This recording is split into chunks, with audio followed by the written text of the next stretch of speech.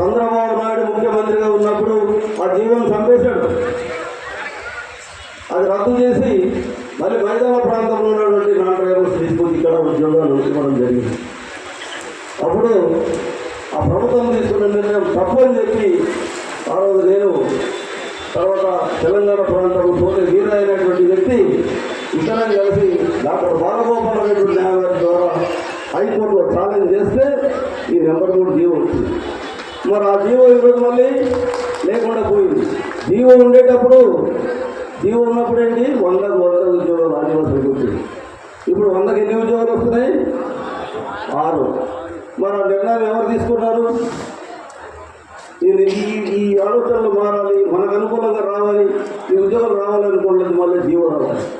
మరి జీవో కోసం ఆ రోజు మళ్ళీ పునరుద్ధరించుకోవడానికి, తిరిగి సాధించుకోవడానికి ఎన్ని ఉద్యమాలు చేసినా, ఎన్ని పోరాటాలు చేసినా కానీ తగినంత సహకారం లేనప్పుడు పని చేసే వాళ్ళు కూడా పని చేయరు, ఉద్యమాలు చేసేవాళ్ళు కూడా చేయలేరు, త్యాగం చేసే వాళ్ళు కూడా చేయలేరు. త్యాగం చేసే వాళ్ళకి త్యాగం చేసే ప్రజలు కూడా తోడవాలి.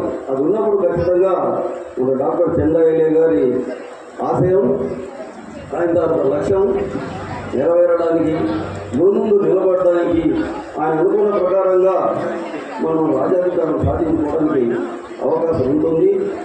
ఇది దృష్టిలో పెట్టుకుని మిత్రులారా, భవిష్యత్తులో జరిగే ఉద్యమాలకి మీరందరూ సంపూర్ణమైనటువంటి మద్దతు ఇచ్చి డాక్టర్ చంద్రయ్య గారి ఆశయ సాధన కోసం జరిగే ఉద్యమాలకు మీరందరూ సహకరించాలని చెప్పేసి నేను కోరుతూ, మరి చాలా మన పెద్దలు మాట్లాడవలసిన వాళ్ళు చాలా మంది ఉన్నారు. ఇక మాట్లాడుతూ పోతే ఏలియా మాస్టర్ కోసం జై ఆదివాసీ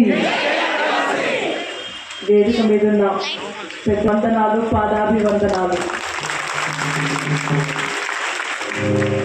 డిఎల్ఓ సభ్యులకు అందరికీ ధన్యవాదాలు నన్ను ఇక్కడ ఆహ్వానించినందుకు. అట్లాగే ఒక కళా నాయకుడు బిడ్డగా మా కళాకారులకు, మా మాస్టర్, మా టీం అందరికీ వందనాలు. ఈ వేదిక మీద నుంచి మన డిఓలో సభ్యులకు ఒక విన్నవించుకుంటున్నాను. ఏ వేదిక మీదైనా ఎప్పుడైతే సంస్మరణ సభలు చేస్తామో అప్పుడు నా యొక్క చిన్న విన్నపం ఏంటంటే, ఆ సంస్మరణ సభ చేసినప్పుడు కుటుంబ సభ్యులు ఇన్వైట్ చేస్తే వాళ్ళలో ఒక చేరి ఇవ్వాల్సిందిగా విన్నవించుకుంటున్నాం.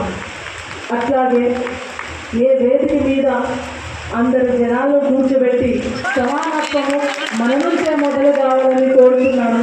సో మన సభ్యులకు కూడా, మా అక్కలకు కూడా ఒక 5 చైర్లు, మీరు 20